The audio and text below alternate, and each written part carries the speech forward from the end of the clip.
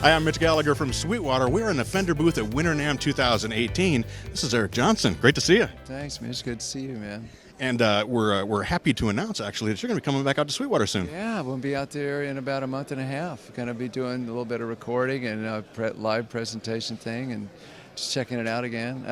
I've been there one time and it was amazing, so I'm looking forward to coming back. We're excited to have you there. It's going to be great. Are there any rent houses there that I could move into? I think we can find you some. I got a spare bedroom. Oh, okay. So, okay.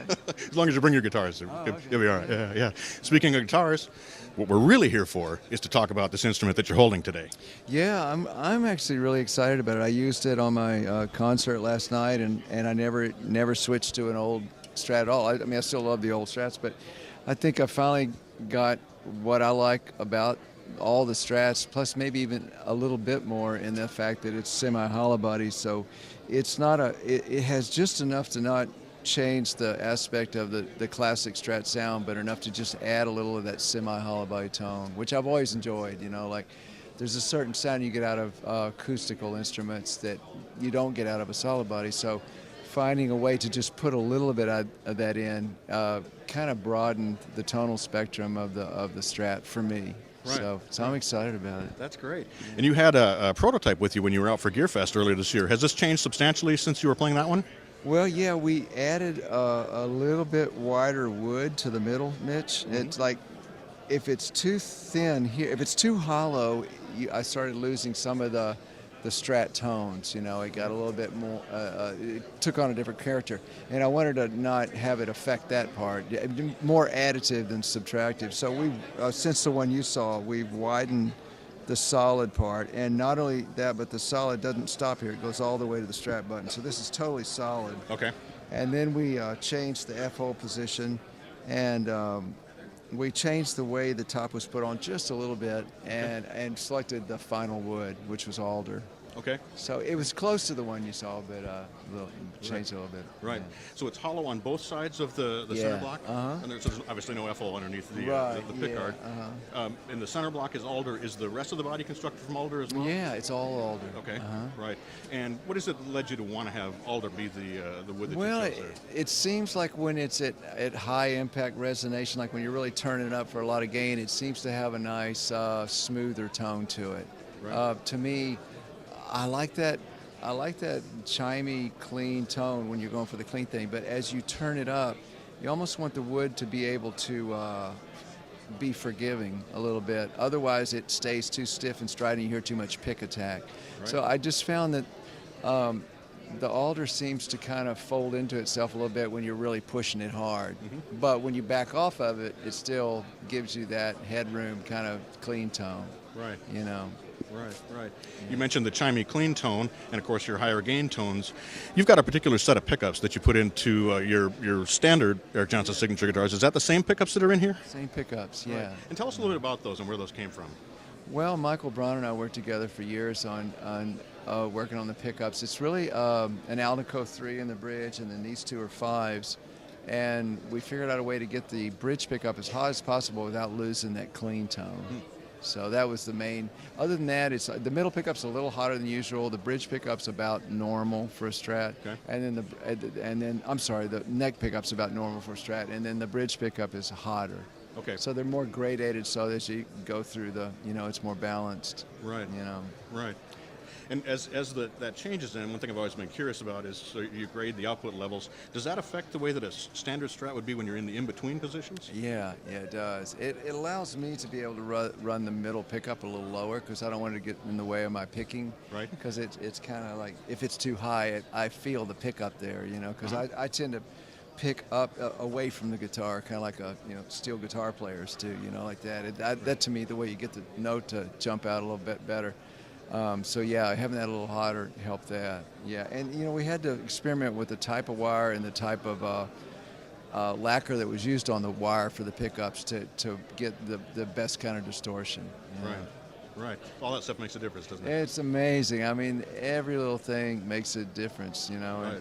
And what's really interesting is some of the huge things don't make as big a difference as some of the really small things, which is kind of like was a real surprise to me, Right, Yeah. right.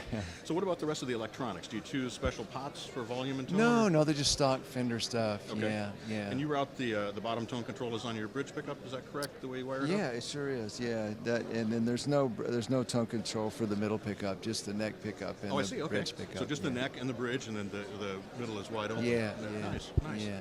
And tell us a little bit about the neck shape that you prefer. Well,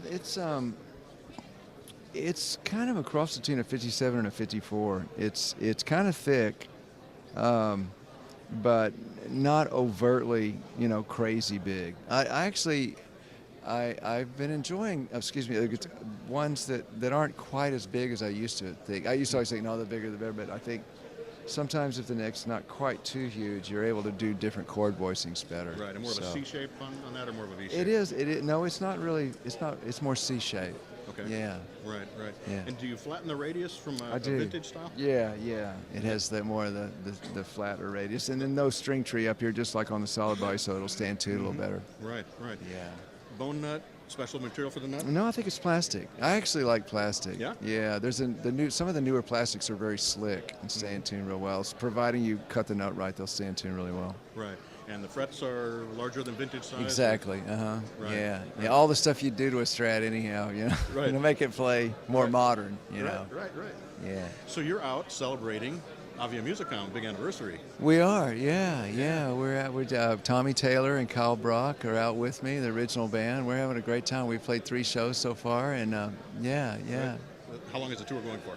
9 weeks. Nice. So we'll be going straight to the hospital when it's over, but at our age, either that or the old folks home. I don't You're know, having but- fun though, right? Oh, it's great. Yeah, we played 3 shows. It's just there. It's really a magic band with those guys that that just has a nice alchemy. I'm having fun. Right, that's great. As soon as I learn the music, I figure another few gigs, I'll know what the heck I'm doing. Did but- you have to go back and dig into it? Oh yeah. Because some of the songs I've been playing for a long time, but a lot of them I hadn't played for a while, so I had to, I had to Did relearn. your perception of them change in that time that passed? Are you interpreting things differently?